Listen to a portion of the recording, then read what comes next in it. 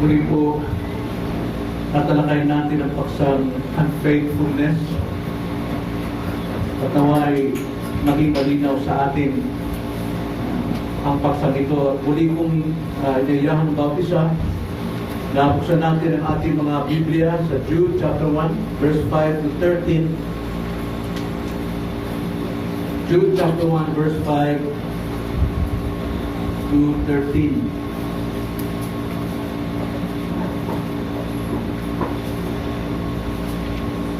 Ngayon ay nais kong ipaalala sa inyo, bagamat alam ninyo ang mga bagay na ito, na minsang iniligtas ng Panginoon ang isang bayan mula sa lupain ng Ehipto. Pagkatapos ay nilipol niya ang mga hindi sumasampalataya. At ang mga anghel na hindi nag-ingat ng kanilang sariling katungkulan, kundi iniwan ang kanilang sariling tirahan, ay ginapos niya sa mga talikalang walang hanggan, sa pinakamalalim na kadiliman hanggang sa pag-uukom sa dakilang araw. Gayon din ang Sodoma at Gomora at ang mga lungsod sa palibot ng mga ito na gumawa naman ng pakikiapid at nalulong sa kakaibang laman ay inilagay bilang halimbawa na nagdaranas ng kaparusahan sa apoy na walang hanggan. Gayon may ang mga ito rin na mahilig managinip ay dinudumihan ng laman at hinahamak ang mga may kapangyarihan at nilalait ang mga maluwalhating mga anghel.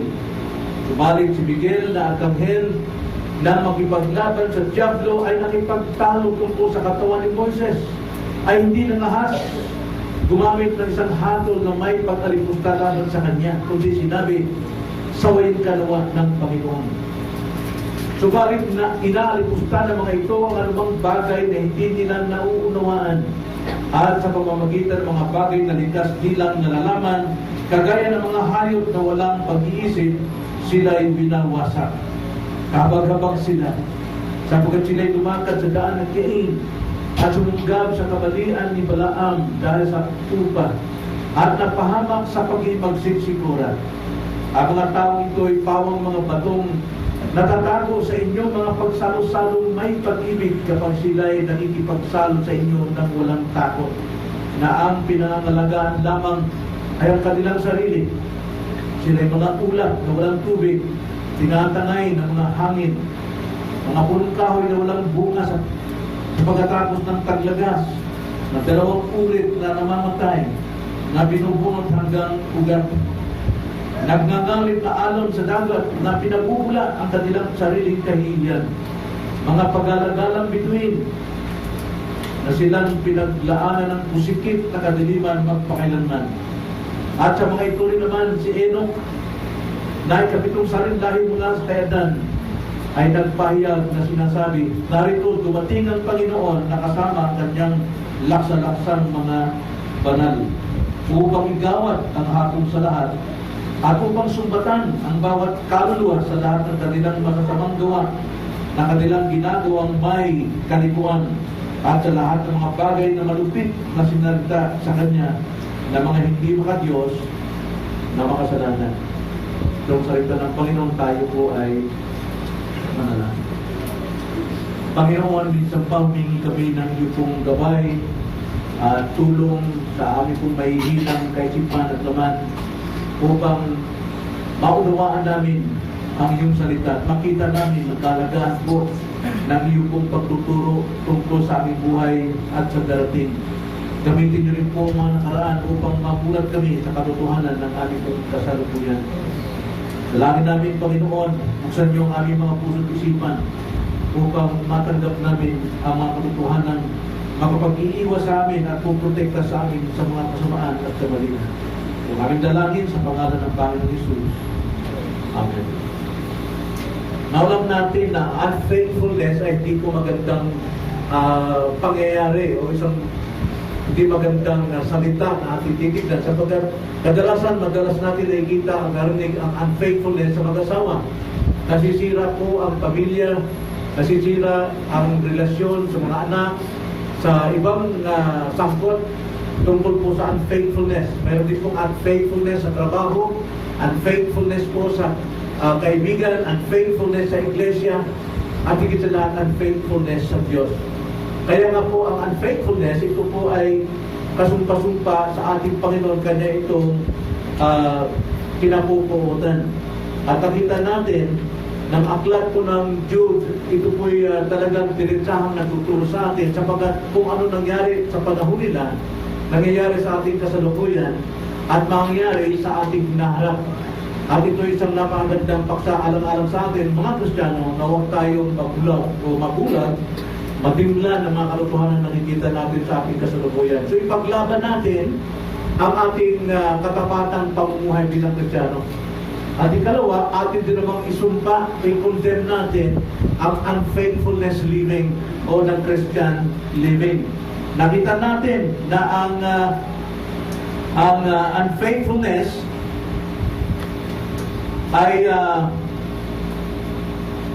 isang bagay na kung saan dapat natin iwasan sapagkat ang unfaithfulness sumusumpa. Una, sinumpa nito ang Israel, sinumpa ng Diyos ang anghel, ikatlo, sinumpa ng Diyos ang Sodom at Gomorrah, at sinumpa niya rin ang false teachers, at higit sa lahat sinumpa niya rin si Satanas.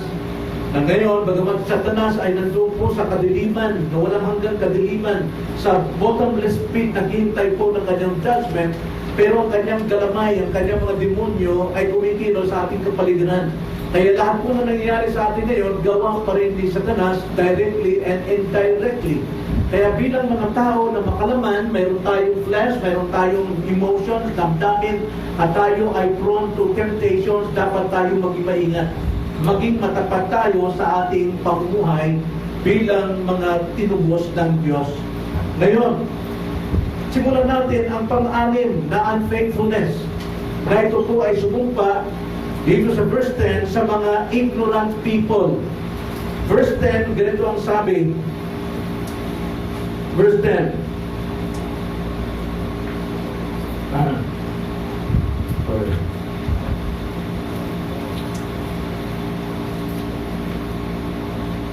Verse 10.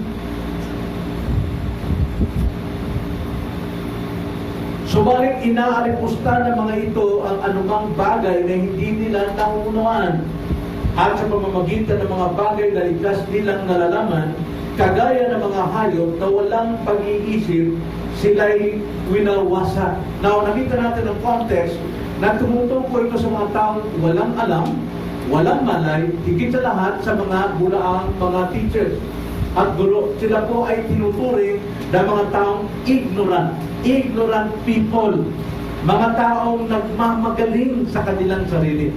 Alam nyo, kadalasan sa mga madaldal, sa mga maingay, sa mga taong nagbibida, makikita natin sila po ay tulad ng ilog na kung mababaw, ito'y maingay. Pero pagka ito po ay tahimik, ibig sabihin malalim. Maraming pong ganyan mga taong maiingay lamang, nagpapatunay lamang na sila po ay mga ignorant. Nagsasalita ng mga bagay na hindi nila nauunawaan. Ang matalinong tao, bago magsalita, ay nag-iisip muna. Nakikinig maigi bago sila magsalita. Gaya ang sinabi sa James chapter 1 verse 19, maging maingat tayo sa ating mga sinasabi, makinig muna tayong maigi, huwag tayong magalit bago tayong magsalita, sapagkat ang galit po ay walang lugar sa ating Panginoon, at itong kadalasan nangyayari sa mga ignorant. Huwag tayong magpakita o magpakitang gilas na marami tayong alam. The more na tayo po'y nananahimik, ang tingin ng tao, malalim ito. Malalim, maraming alam. Kaya hindi ka susubukan. Pero kung maingay, kadalasan maraming salita, maraming nagagawang kamalian. At dito nakita natin na itong mga tao ito, sabi sa ating teksto, anong bagay na hindi nila naunawaan at sa pamagitan ng mga bagay na likas nilang nalalaman. Meron silang likas na nalalaman. At ano man ang likas natin, mga kapatid, kamangmangan. Yun ang likas natin, yun ang nature natin eh. Tayo'y makalaman, tayo'y makasalanan. Kaya ang ating kaalaman, sa tingin natin ay magaling na tayo, pero totoo niyan, likas sa ating kalikasan. Kagaya ng mga hayop na walang pag-iisip, sila'y winawasa. Nakita niyo mga kapatid, yung po yung mga ignoranting tao na mga kisaw-kisaw, maingay masyado, maraming alam, nagpapakitan sila po yung alam, sila itinuring ni Jude dito na mga hayop, mga retarded animals, no? Mga retarded, mga bubong, mga hayop na dapat kumuha muna ng maraming katotohanan. Kailangan mo nang maghanap ng maraming mga facts sa buhay o sa mga usapan bago magsalita. Sa mga taong basta nagsasalita lamang, ay gusto lang nilang marinig ang kanilang sariling boses sa gitna ng usapan. Maging maingat tayo sa ating panggasta. Huwag natin ipakita marunong tayo. Kahit na mayroon kang alam mo ng lahat. Kahit mataas ng kaalaman mo, huwag mong ipakitang marami kang alam. Sapagkat lumalabas lamang na ikaw ay wala pang alam. Kaya kanyang hinatulan. Ang sabi rito, itong mga tao ito na mapanaginipin. Sila'y tulad lamang ng mga retarded animal. Mga bobong hayop na wala alam. So, unfaithfulness po, yan po ang dinadala. Nagiging ignorant ang tao. Then, pampito po, unfaithfulness, sumusumpa rito kay Cain. Ang babasa natin sa verse 11. Umabot po rito kay Cain. Ang sabi, kahabag-habag sila. Sinok mo sila. Mga ignorant people, mga taong sumatanggap na sila yung Kristiyano, at mga bulaang guro, kahabag-habag sila sapagkat sila ay lumalakad sa daan ni Cain. Natalakayin natin ano ba yung daan ni Cain. No? At sumusunggab sa kamalian ni Balaam dahil sa upa at napapahamak sa pag-iimagsik ni Korah. Unahin natin si Cain. Kilala natin si Cain. Si Cain po ay pumapatay o pumatay ng kapatid. Siya mismo ay pumatay ng kapatid dahil si Cain ang kanyang puso unfaithful sa Diyos. Bagamat siya ay binigyan ng bunga sa kanyang mga pananim. Ang lalaki ng mga repolyo, lalaki ng mga kalabasa, lalaki ng mga upo na pinagpala ng Diyos dahil siya isang masipag na magsasaka, pero ang puso niya wala sa Diyos, ang puso niya sa kanyang galing, sa kanyang husay. Kaya nung siya po ay naghandog sa Panginoon, hindi siya naghandog dahil siya ito'y pagsamba sa Diyos, kundi naghandog siya upang ipakita ang kanyang kasaganaan. Marami pong ganyan. Sa dami ng pera, hindi malaman kung saan ilalagay. So, ibibigay na lamang doon sa charity. Ibibigay doon sa mga Christian at bigyan ng resibo para naman maka-exempt sila ng tax. Masyado nilang pinangalandangan yung yaman nila. At hindi ang Diyos ang napupurihan sa kanila, kundi ang kanilang sarili. Sasabihin ng mga tao, ang bait talaga. Mga kapatid, kung mayroon pong mayayaman na mabait sa inyo, na bibigay sa inyo, Diyos ang kilalanin natin. Ginagamit niya yung kanyang influensya nyo para tumaas ang paghanga mo at respeto mo sa kanya. Well, hindi tayo tumatanong ng loob, pero yun ang nagiging ugali natin. Dapat natin ibalik sa Diyos. Salamat Panginoon sa taong ito na ginagamit mo para sagutin at katagpuin ang aking pangangailangan. Dahil baka tayo po'y humanga kay Cain. Baka humanga tayo sa ganung klase ng tao. Walang problema ang offerings ni Cain. The problem is his heart. Ang kanyang puso, wala talaga siyang pananampalataya sa Diyos. Ginagamit niya ang kanyang kasaganaan para siya ay sabihin, siya ay pinagpala ng Diyos. But, alam natin, God is gracious, even to the criminal, even to the unfaithful. Siya nagpapala pa rin. Basta't magsipag ka lang. Magsipag ka lang sa trabaho, pagpapalain ka. Gamitin mo lang Diyos ang bibig mo. Nakikita ng Diyos ang puso mo. 1 Samuel chapter 16, verse 7. Anong sabi mo? Si Samuel po ay naghanap ng panibagong hari sa Israel. Dahil itong si Saul is unfaithful to God. Naging mayabang na siya sa kanyang kapangyarihan. Dati siya po'y mapagpakumbaba. Kaya tinanggal ng Panginoon ang espiritu kay Saul. at sinutusan si Prophet Samuel na pumunta sa sambayan ni Jesse upang i-anoint yung kanyang pinipiling hari. At mayroong 7 anak si Jesse. Pinapila-pila ang kanyang mga anak mula sa panganay hanggang doon sa panghuli sa bunso. Ang bunso si David nandun sa bukid at ito'y nag-alaga ng tupa ng kanyang tatay. Siya isang shepherd boy. Kaya nung hinarap na ngayon, yung panganay sa Abinadab, isang malaking tao. Katulad ni Saul. Dahil si Saul, nung piliin ng mga tao, si Saul po makikita mo, magtipo na ng lahat ng tao sa Israel. Kita-kita si Saul kasi matangkad siya ng isang pie sa lahat ng mga taga-Israelita. Kaya yun ang pinili. Yun ang isang pangako o pag-asa ng bayan ni Israel. Pero pinagbigyan sila ng Diyos na pinili o kunin si Saul maghihari dahil pinili ng tao. Ngayon, si Samuel, doon siya nagising sa ganito. Kung sino yung pinakamakisig, pinapalaki, pinakamatipuno, doon siguro ang pipiliin ng Diyos. Kaya ngayon, pinapila lahat yung mga anak ni Jesse, pero anong sabi ng Panginoon? Verse 7. 1 Samuel chapter 16, verse 7. Ngunit sinabi ng Panginoon kay Samuel, huwag mong tignan ang kanyang mukha o ang taas ng kanyang tindig, sapagkat itinakwil ko siya. Sapagkat hindi tumitingin ng Panginoon na gaya ng pagtingin ng tao. Ang tao ay tumitingin sa panlabas na anyo, ngunit ang Panginoon ay tumitingin sa puso. Ito po yung tinignan ng Diyos kay Cain.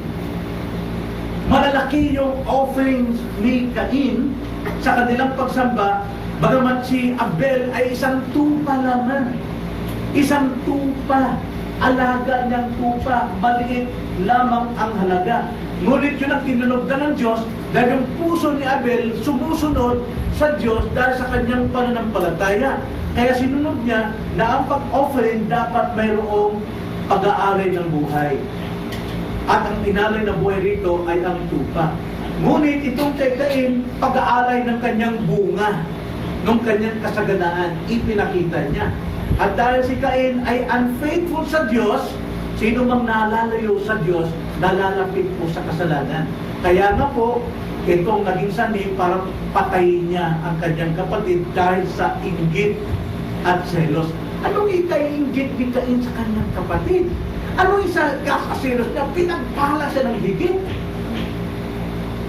Pinarami ang kanyang trabaho, ang kanyang bunga. Pero kailangan ng Diyos ay puso. Kailangan ng Diyos ang puso. Kaya huwag tayo pong gumaya, o huwag po tayong magkamali na yung ating utang na loob, luluhod na tayo sa mga taong tumutulong sa atin. Sa Diyos pa rin tayo. Dalhin natin tamang salamat sa Panginoon. Brad, ginamit ka ng Panginoon sa akin. Nawag gamitin ka pa ng Diyos sa iba. Pero ganito pong sabi ng Panginoon. Proverbs 23 verse 26.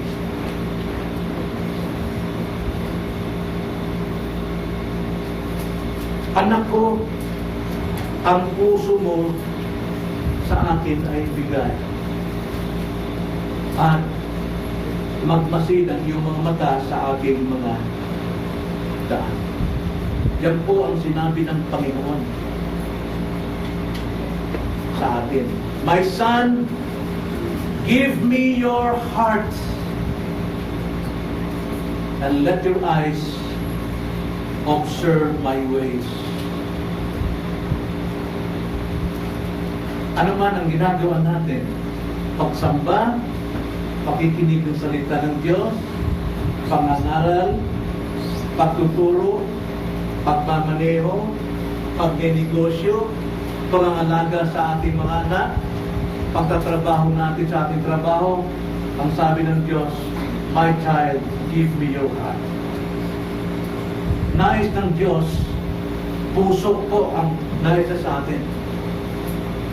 Pero ito, ang tinularan ng mga unfaithful, tinularan nila si Cain. Gusto nilang mabantog, gusto nilang makilala.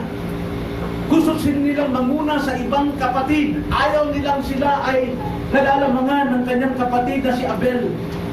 Gusto nilang kumita tulad ni Balaam. Gusto nilang maghimagsik laban kay Korah.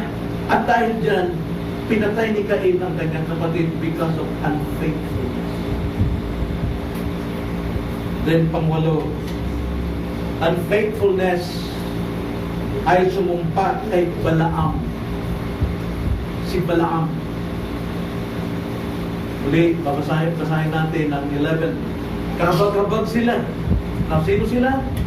Yung mga mananampalataya, yung mga bulaan, yung mga anghel, sodomy, at iba pa.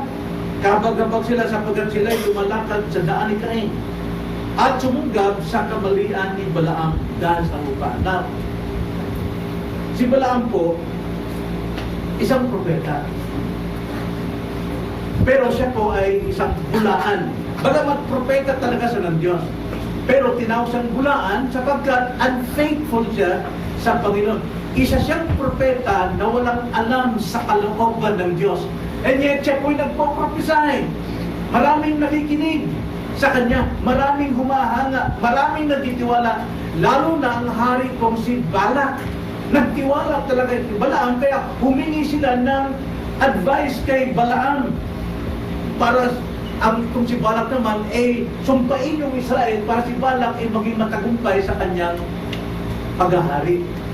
Ngayon, itong si Balaam, unfaithful siya sa Diyos. Bagamat sinasabi niya na hindi ako pwedeng sumama sa iyo, hindi ako pwedeng magbigay sa iyo ng advice, dahil ayaw ng Panginoon na gawin ko yun. Marami pong ganyan, mga preacher. Sa una pa lamang, sa unang pagkakataong tapat, magaling, mahusay. Pero habang tumatagal, dahil siya ay inaasahan na, kinikilala na, hinahangaan na, nagbabago yung kanyang puso, nangingimbang tulad kay Balaam. Mag-ingat po tayo dyan. Kaya nga pagdating po sa pastoral, kailangan kilala natin ang mga pastor, mga candidate. Hindi sila bagito. Dapat sila ay subok sa hirap, sa kasaganaan, sa kawalan, lahat talaga sinasabi sa 1 Timothy. Itong si Balaam, bulag siya pagdating sa kalooban ng Diyos. Mas handa siyang sumunod sa karamihan dahil sa pakinabang. Dahil sa pakinabang. Now, ganun din tayo sa ating buhay. Handa natin isatabi ang ating pananampalataya, ang ating paninindigan, ang ating tinitindagan na kaligtasan. Makuha lang natin na sinasabi ng marami. Mapasama ka lang sa kanilang listahan. Sikat, kilala, banto. At dahil dyan, ibinaba ng Diyos si Balaam. Hiniyak siya ng Diyos. Hiniya siya ng Diyos. Pero ang bigat, hiniya na nga siya, nagpatuloy pa rin sa kanyang kahangalan. Hanggang ngayon, maraming propeta na hiniya na ng Diyos, pero nagpapatuloy pa rin sa kanilang kahangalan.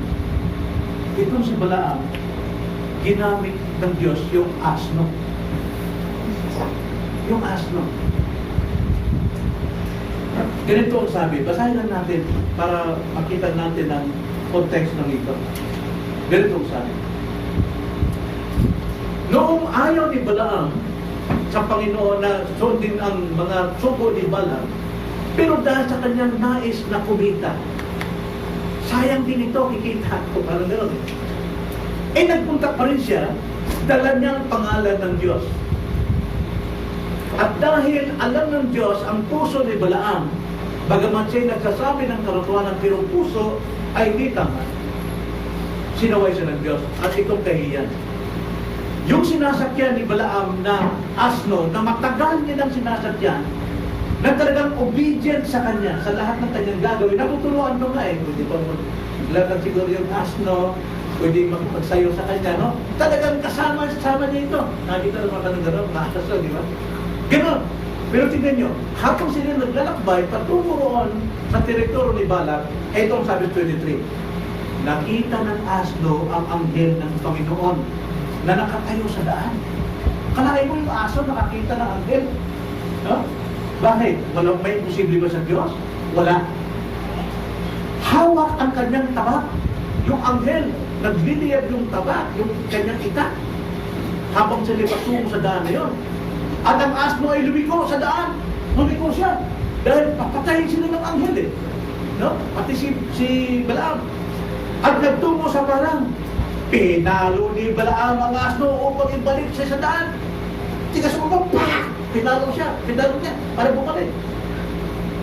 Then, 24. Nang magkagayon, tumayo ang anghel ng Panginoon sa isang makipot na daan. Wala na matakbuhan.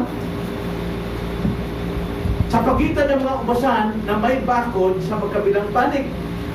Nakita ng asno ang anghel ng Panginoon at siya itinulak sa bakod. At naipit ang paa ni Balaam sa bakod. At kanyang pinalo uli ang asno. Pero mo itong asno, inipit niya si Balaam. Ay si Balaam na, huwag nang magpatuloy. Siyempre nasaktan yung tao. Ano nangyari sa asno ito? Bakit ako sinasandal doon sa tabi? Pinalo niya na yun. Ang asno. Pagkatapos, 26, ang anghel ng Panginoon ay nagpauna uli at tumayo sa isang makipot na dako na walang daang lilikuan maging sa kanan o sa kaliwa.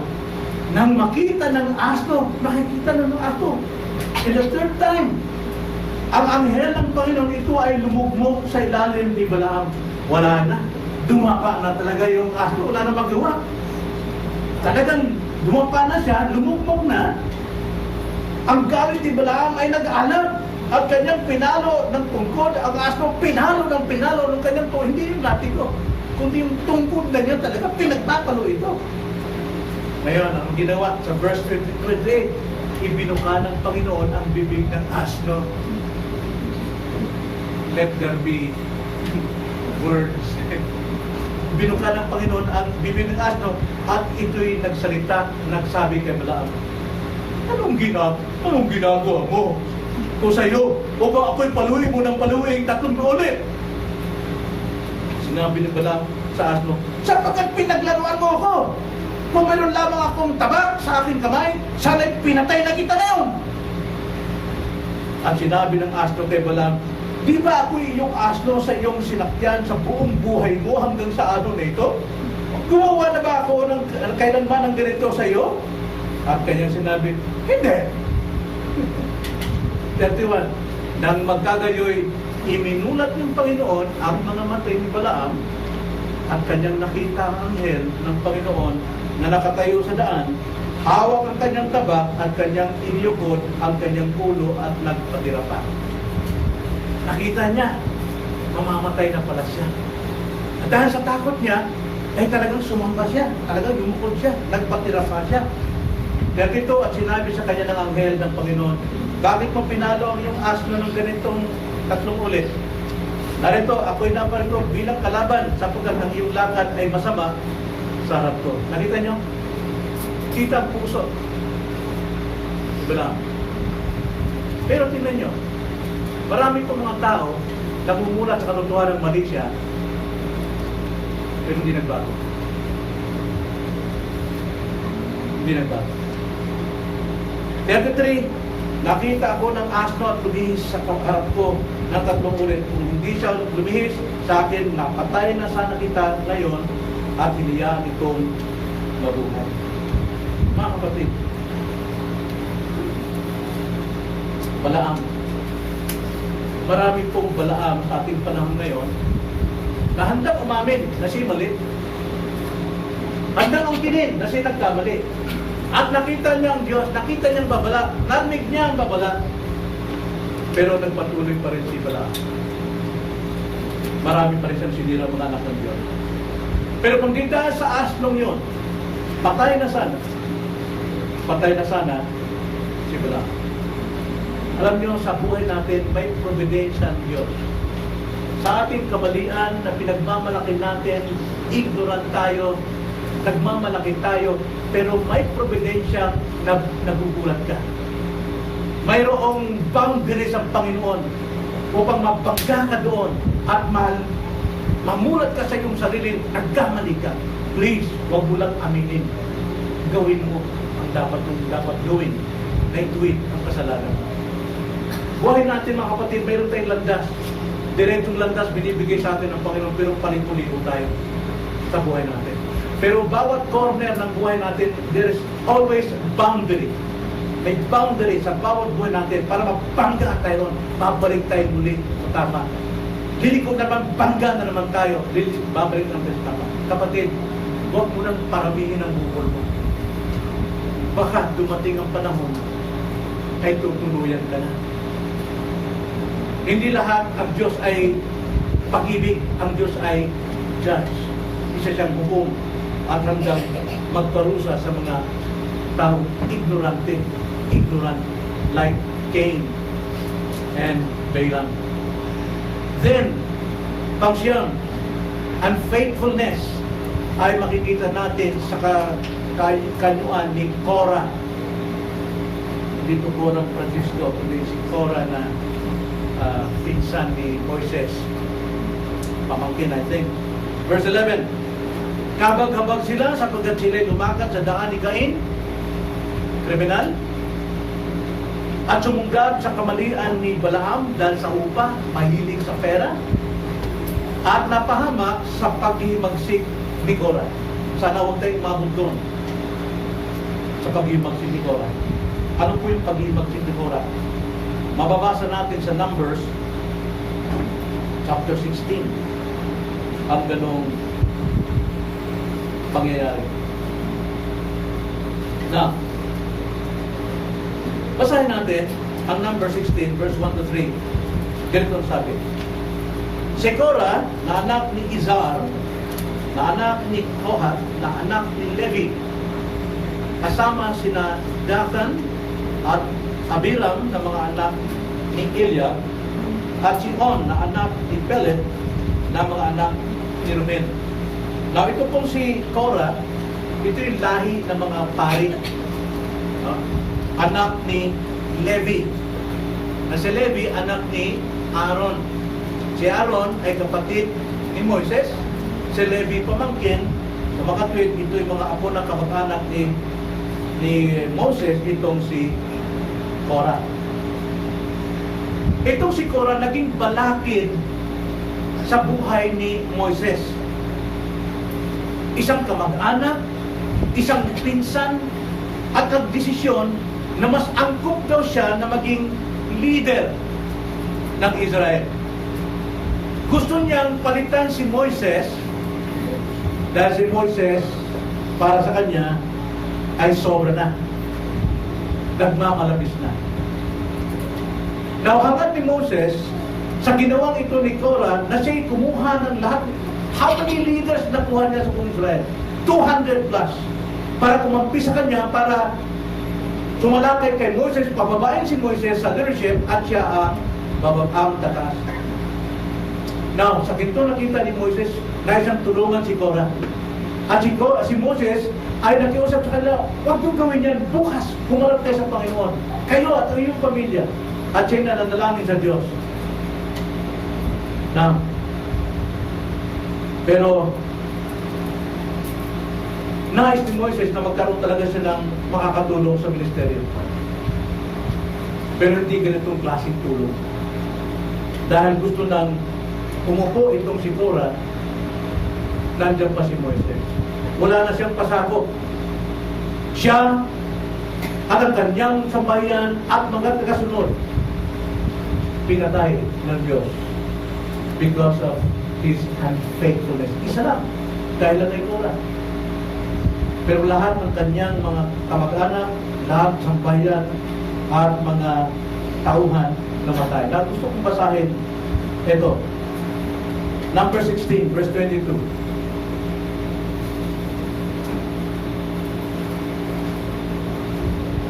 Ganito sabi.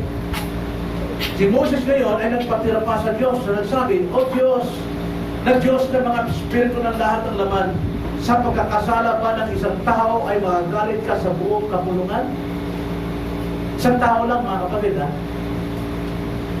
Ang ginawa ng Panginoon, pinaharap yan lahat ng mga kamag-anak at kakampi nitong si Korah at si Moses ay nanalangin. Pagdating sa 32 hanggang 35, hindi napigil ang Diyos. Ang sabi ng Diyos, humayo ka dyan, malis ka dyan. Moses, alisin mo lahat. Sila lamang, si Abiram, si Korah, at iba pang kasama niya. At ibinuka ng lupa ang kanyang bibig at nilamon sila. At ang kanilang mga sambayan at ang lahat ng lalaki na kabilang kay Korah at lahat ng kanilang ari-arian. Ano pat sila at lahat ng kabilang sa kanila ay buhay na bumaba sa Sion at sila'y pinagsanghan ng lupa at sila'y nalipon mula sa sambayan. Ang buong Israel na nasa palibot nila ay tumakas sa sigawan nila sapagkat kanilang sinabi, baka pati tayo lamunin ng lupa.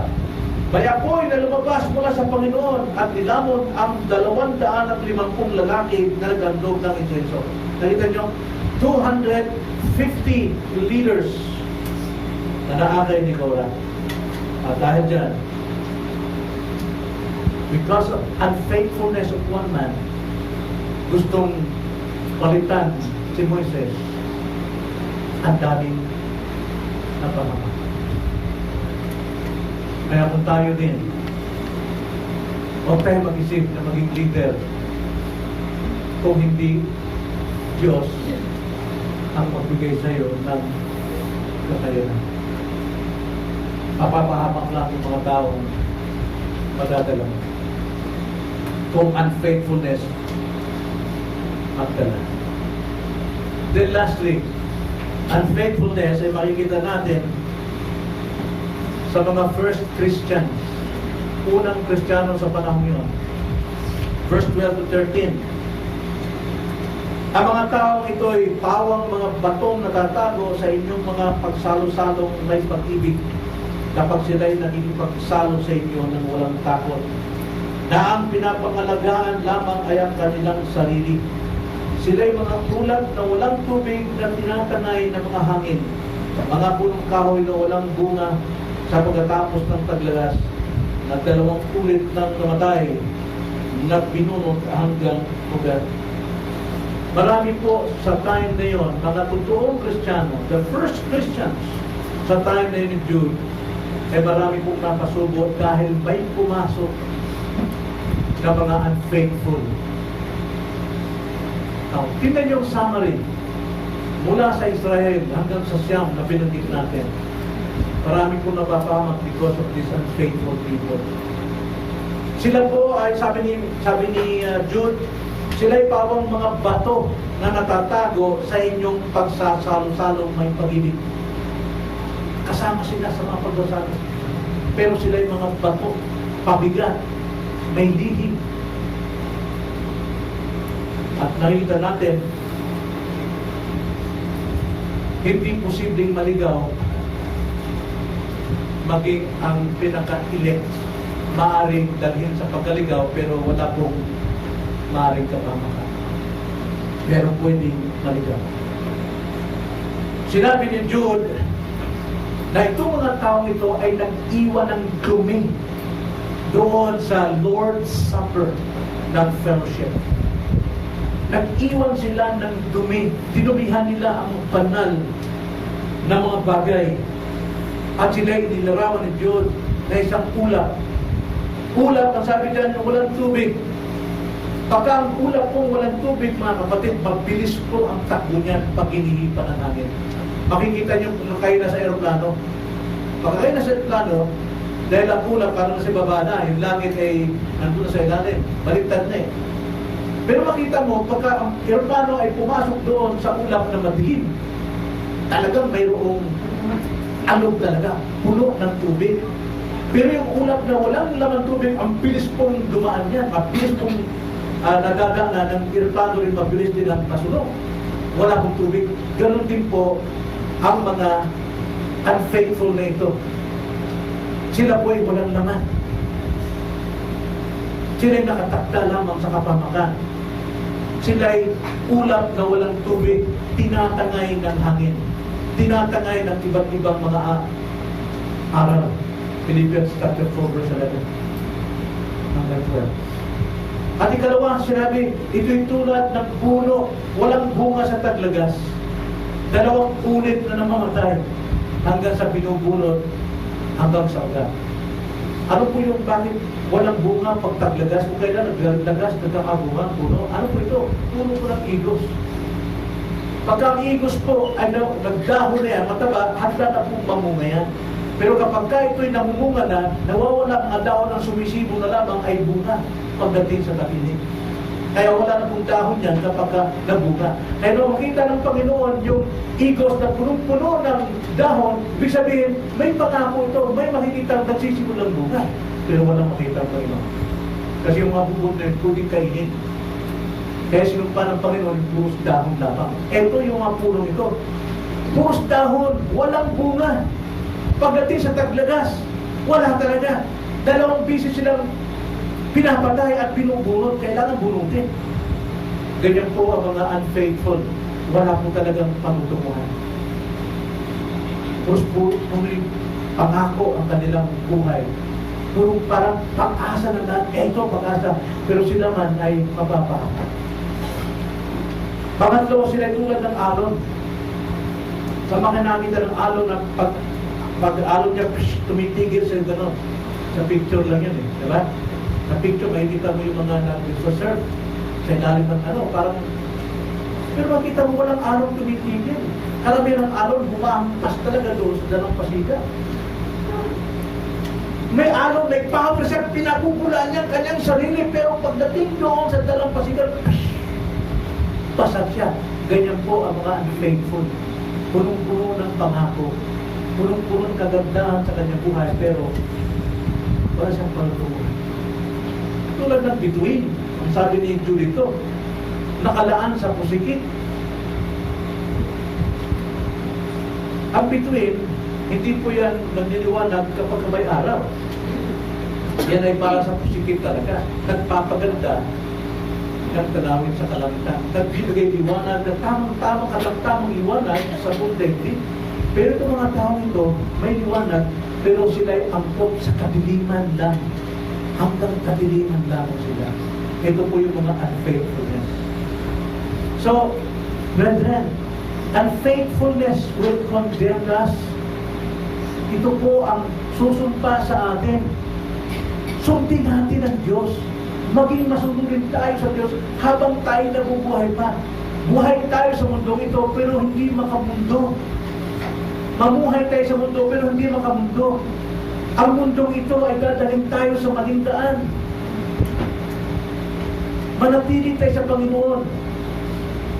Maging tapat tayo sa Kanya. Anuman ang maging katayuan natin.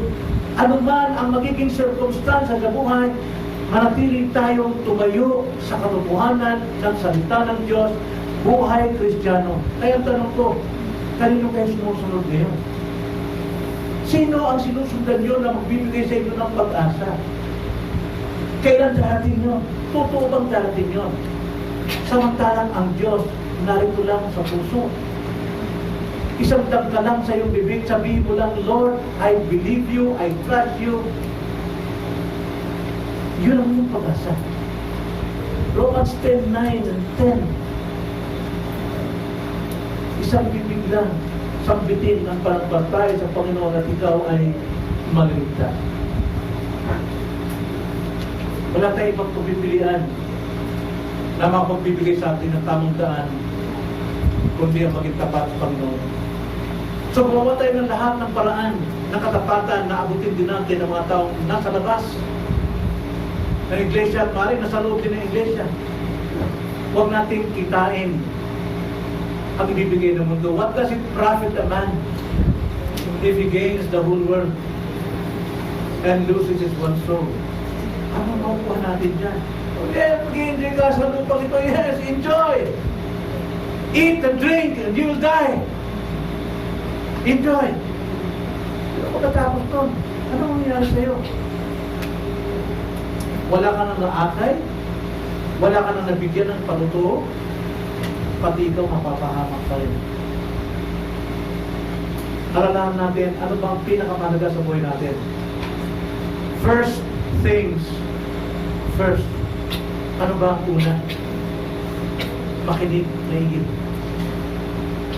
Hindi ka makapagtuturo doon sa mga ligaw kung wala ka sa kanila.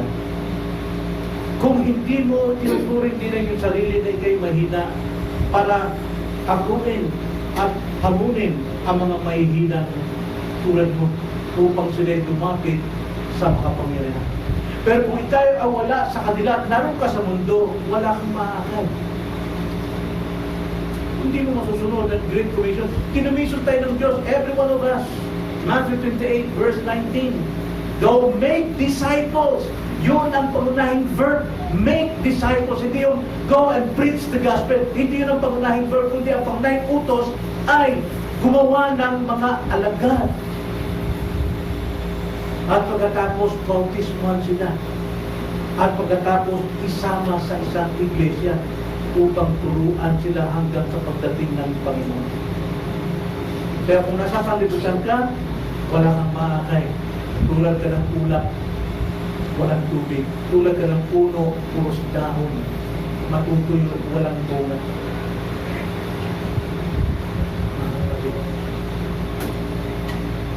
Para po sa atin, pabala po sa atin, sa mga taong hanggang ngayon nakikinig pa rin sa mga bulaan. Hindi, sinusubukan ko ng pastor, huwag mo lang subukan. Dahil ang sumusubok yan, walang alam, ignorant.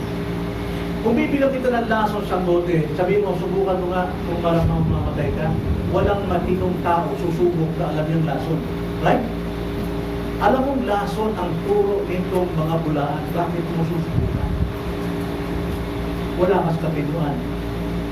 Pag ikay lumama siya doon para subukan. Kinakailangan huwag tayong sumunod at paniwala sa puro ng mga bulaan sapagkat sila'y hinatulan na. Nasabi ko sa ating pag-aaral. Maging tapat tayo sa Panginoon kahit na ano pa ang sabihin ng tao. Kahit hindi popular po ang pagiging Kristiyano. Ang pagiging masunurin at faithful sa ating Panginoon. Ang iglesia ay kinakailangan ihanda sa labanan. Makipagpuno, magpagyera, gawin ang digmaan, gawin talaga natin, lumaban tayo. Kung tayo inaantok sa ating pagbabasa, gisingin natin ang ating mga mata. Kung tayo tinatamad umatin ng prayer meeting, gawin natin sa Panginoon. Manalangin tayo, Lord, tulungan mo ako mapagtagumpayan ito. Ito na lang palagi ako, Panginoon. Talo palagi. Lumaban, tumayo tayo. Kung sa ating pakikinig ng salita ng Panginoon, tayo hinahatak ang antok, lumaban tayo. Huwag tayo magpadala sa laban natin dahil ang kaaway natin mismo ang ating sarili. Ang kaaway natin ay nasa pintuan, mga kapatid, at nasa pintuan ng ating sarili. Dapat tayong tumayong lagi sa ating paniniwala. Lumaban tayo. Tayo mga kawal ng Panginoon. At ang mga kawal ng Panginoon walang pakialam sa mga bagay na hindi kaugnayan sa Panginoon. Manatili rin tapat. Dahil ang ating Diyos ay tapat din sa atin. Kung ikaw hindi pa Kristiyano, kapatid, ikaw ay ligaw. Ikaw ay makasarili. Ikaw ay mayabang. Ikaw ay humbog. Sapagkat inaakala mo ikaw lamang makapagliligtas sa iyong sarili. Unfaithful ka sa God. Kung nais mong maligtas, lumapit ka kay Kristo. At siyang isuot mo ang kanyang faithfulness. Siya lamang pag-asa mo. Repent. Magsisi ka. At sumampalataya sa ating Panginoon. Tayo manalangin. Panginoon, salamat po sa inyong mga salita. Ang pag-ising sa amin ito, minsan, totoo, na kami man na inyong mga tinubos, kami man na maangkin na may kaligtasan. Lord, ginagawa namin ang gawain unfaithful. Hindi kami lumalaban sa kaway na nasa aming loob. Mas nananaig ang gusto ng aming laman. At natatalo ang aming pong lakas sa spiritual. Nagdidilim ang aming liwanag. Tumatabang ang aming mga salita. Nawawala ng biyaya. Lord, huwag namin pagmalaki ang sanlibutan. Kundi pagmalaki namin ang Diyos sapagkat higit kayo sa sanlibutan. Huwag niyong hayaan, Panginoon, maghari ang aming makasalanang puso sapagkat kayo'y higit na makapangyarihan kaysa aming puso. Lagi namin tagdaan ang iyong panawagan. Son, give me your heart. Ibigay namin ang iyong puso. Puso, Panginoon, na mananatili sa katapatan sa iyo. Kung aming nalangin sa pangalan ng Panginoon Jesus.